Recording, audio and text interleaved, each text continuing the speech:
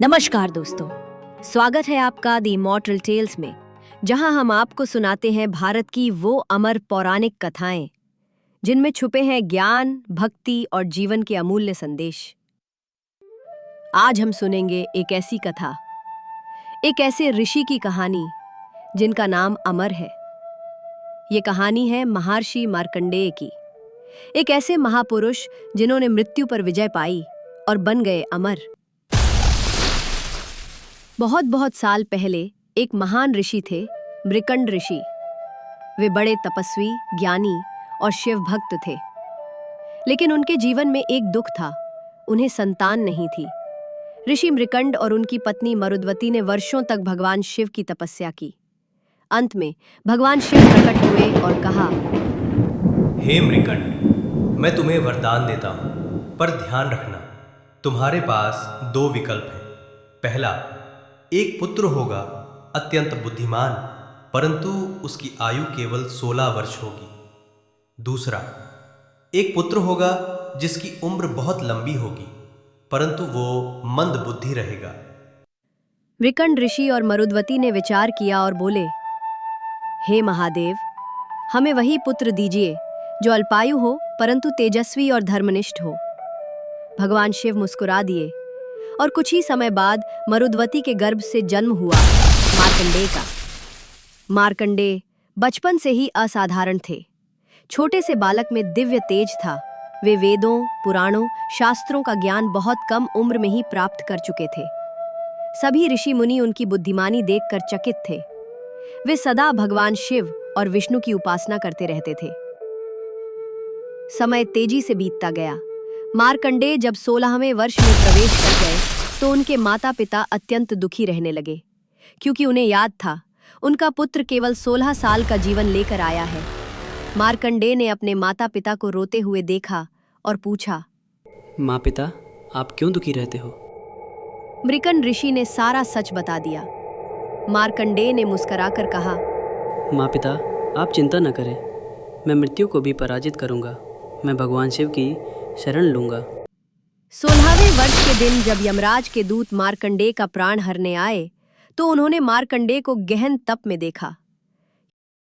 यमदूतों ने प्रयास किया, पर उनका तेज देखकर वे लौट गए। तब स्वयं यमराज प्रकट हुए, हाथ में बड़ा सा फंदा, और बोले, हे बालक मार्कंडेय, तुम्हारी आयु पूर्ण हो चुकी है, मेरे साथ चलो। मार्कंडेय भयभीत नहीं हुए। वे तेजी से भागकर भगवान शिव की मूर्ति से लिपट गए और मंत्रोच्चारण करने लगे। ओम नमः शिवाय, ओम नमः शिवाय। यमराज ने क्रोध में आकर मार्कंडेय पर फंदा फेंका, पर वो पाश भगवान शिव की मूर्ति पर पड़ गया।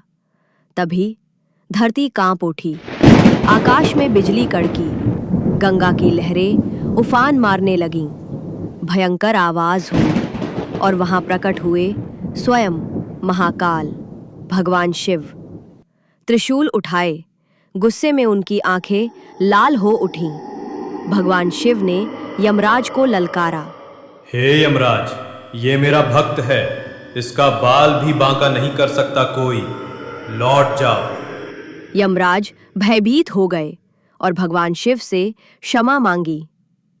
यमराज ने हाथ जोड़ लिए और कहा, हे प्रभु, आप ही धर्म के रक्षक हैं, मैं आपके आदेश का पालन करूंगा। भगवान शिव ने मार्कंडेय को आशीर्वाद दिया, हे मार्कंडेय, तुम अमर हो, मृत्यु तुम्हें छू भी नहीं सकती, तुम सदा युवा रहोगे और सदा मेरे भक्त रहोगे। इस प्रकार मार्कंडेय ऋषि बने अजर अमर और मृत्यु पर विजय पाने वाले महान ऋषि। आज भी मार्कंडेय ऋषि को चिरंजीवी माना जाता है। उन्हें अमृतत्व का प्रतीक माना जाता है। बायमा से हमें ये सीख मिलती है कि सच्ची भक्ति, साहस और भगवान पर अटूट विश्वास से हर मुश्किल पर विजय पाई जा सकती है। भगवान अपने भक्तों की हमेशा रक्षा करते हैं, इसलिए हमें कभी हार नहीं माननी चाहिए। महामृत्युंजय मंत्र, जिसे रुद्र मंत्र या त्र्यंबकम मंत्र भी कहा जाता है, अत्यंत शक्तिशाली वैदिक मंत्र है। यह मंत्र भगवान शिव की उपासना हेतु है और मृत्यु पर विजय पाने वाला, रोग शोक को हरने वाला और दीर्घायु प्रदान करने वाला माना जाता है। महामृत्युंजय मंत्र इस प्रकार है।